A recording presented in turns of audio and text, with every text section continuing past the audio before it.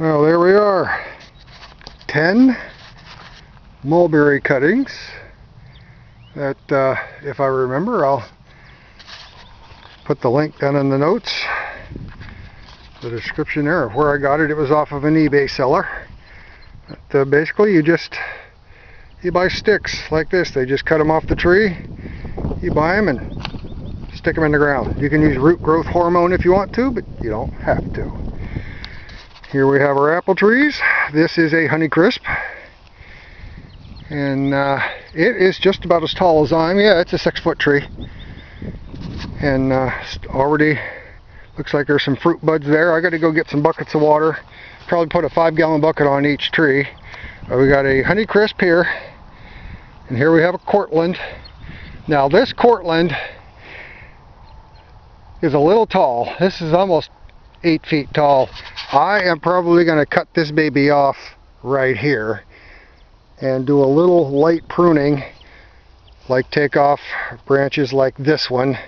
They're just, and probably this little one here that's crossing around. Do a little light pruning, maybe this big branch back here. Cut things back a little bit so that it can concentrate on establishing its roots. That's where I want the energy put in. This is another Honeycrisp. This one's about a 5-footer, maybe close to 6. You know, right up here at the top, it's pretty close to 6 foot tall. Again, a little light pruning is going to be needed. This branch is crossing, and there's a couple other small branches, like maybe this branch in here needs to come off, and this little shoot here. But a little light pruning so that the tree can concentrate its energy on root system. That's all we want this year, is roots. Get the roots established, and we should have some fruit next year off of these. Possibly off the mulberries too, if they take off, which they're an extremely durable and hardy plant, I'm told. So I'm going to put that in the shade where it can have indirect sunlight, you know, that pot, and we'll do with that. Now I've got the T-posts and I've got the fence, but I forgot to get bolt cutters to cut the wire to the shape, size I need, and I bought a post setter, a thumper, and left it in the cart at Tractor Supply. So I got to go back and see if they'll let me have my thumper that I paid for, or post setter is the actual name for it, but I call it a thumper because I watched the movie Dune and read all the books, and that's just what I think of when I see it. Anyway, we're done for today. I'm going to wrap it up. Just a little short video. At some point, maybe tomorrow, if I can get a little bit of help, that camper, I think I'm going to clean up all the stuff around there. I'm going to take this camper and I'm going to, bugs, I'm going to bring the camper and put it back here. It's alright if I don't have the stellar view, or if all I see is the backside of the storage trailer, because that's where the generator is going to be in the air compressor, and I will be able to use the electric off the generator in the evenings and mornings to make my coffee, and we're good to go. This trailer might survive one more winter. We had horrible wind. This T111 came from the other side. It was covering where the French doors is supposed to be, in that center section down on the south wall. The tarps flipped completely up, and that piece of T111 and that piece was blown completely over here. This is where that one was, and you can see the spot there where that one there was. Oddly enough, the canoe never moved. Maybe it rolled over a little bit, but it stayed right where I put it. My little garage for the compressor and generator, well, this was over on its top. You could see the spot there in the grass. This was knocked over off to the side, which that's easy enough to set back up. Now I have T-posts. I'll be able to reinforce that, because I did buy extra, because my motto is, it's better to have it, not need it, than to need it and wish you'd bought it. So there we are with that. This trailer eventually is going to be stripped right down to the frame. I'll put a modern coupler on there, because this is a 1950 camper.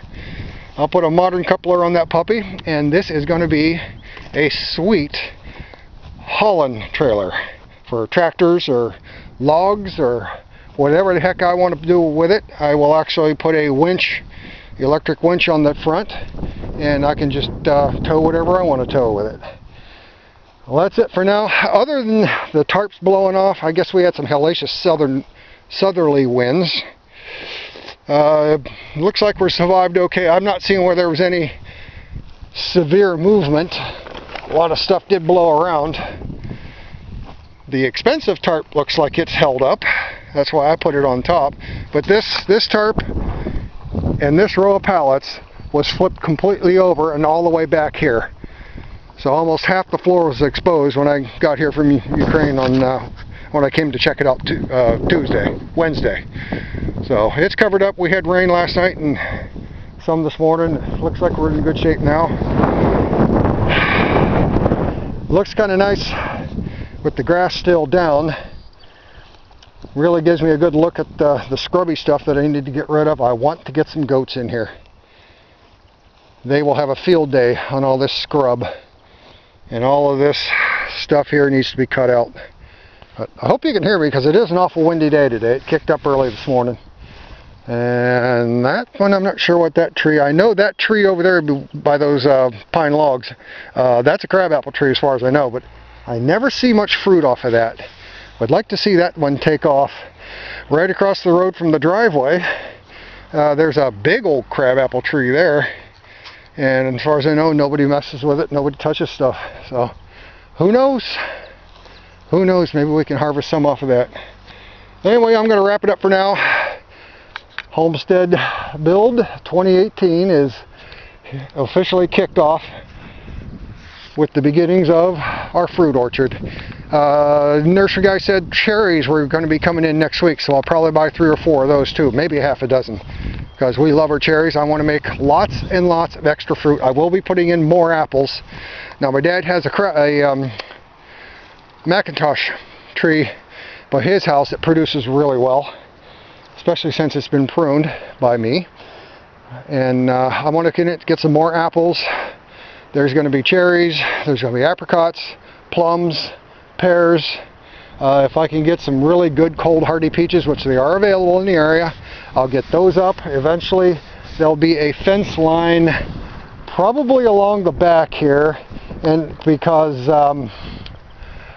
cold hardy kiwis like to climb along fence lines and up trees and stuff, so I'm going to give them something to climb on. That hump right there is an anthill. And I'm going to do a little research, but I'm pretty sure if I dump some vinegar on that, that's going to start knocking them out. Because I want to kill that right now before they destroy my orchard, before it ever gets taken off. Anyway, that's it for now.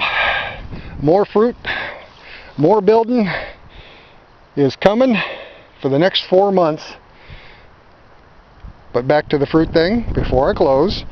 We want lots and lots of fruit, more than we could possibly eat or put up, because I want to try to feed my chickens over the winter without using grain. And that's also the reason why the entire frontage along the road is going to be raspberries, blackberries, rugosa roses that has the rose hips. We'll have some blueberries, we'll have strawberries put in, and probably that whole front is going to be all berries, all different kinds of berries. And the thorny plants will also provide an excellent living fence, so people can't just walk in or ride in on the snowmobiles, because I found out that there is a trail that cuts across the road, goes down the front, and they go back out and then down in the trail again. So we're going to fix that. Get a bunch of trespassing signs put up.